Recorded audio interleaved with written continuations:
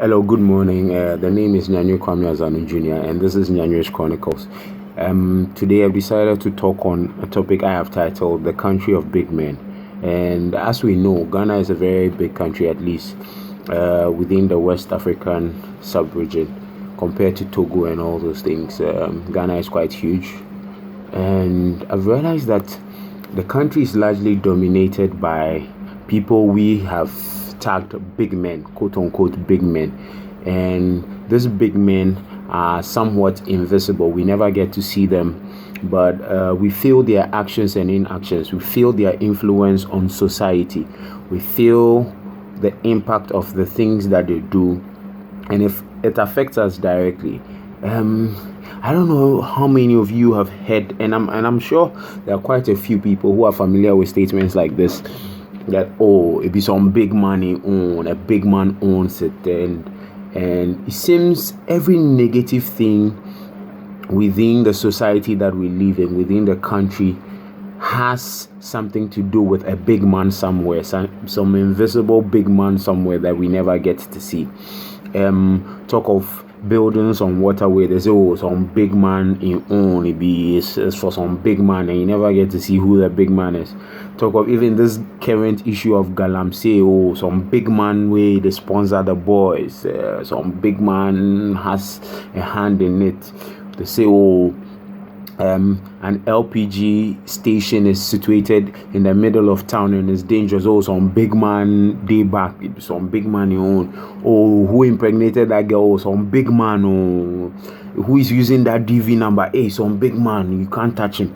And we never get to see who these big men actually are. But we can't deny the fact that their actions and inactions are affecting us.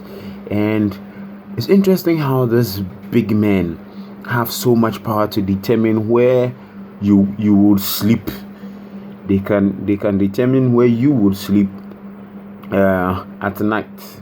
They have control over the security, some security personnel.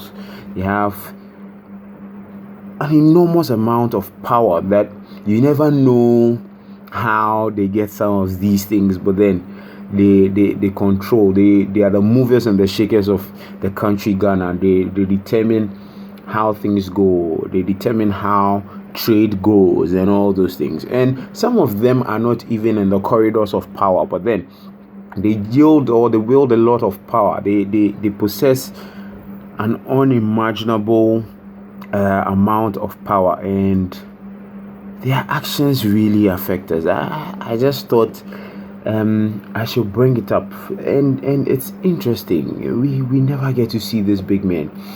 I don't know if it's just me, but it's gotten to the point, and this came up as a result of this whole issue of Galamsey. And by the way, I pledge my support for the 3 weeks thing that the minister is taking up with clamping down on Galamsey.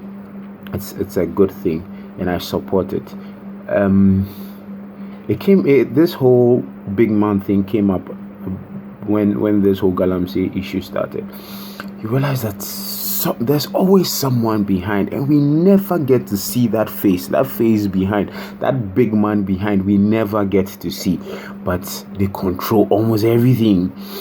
Talk of land guards beating people around. It be some big man, it's some big man's land, and the big man sends that they should beat the people. The big man here, the big man there, the big man there. I just think it's something we can all ponder about.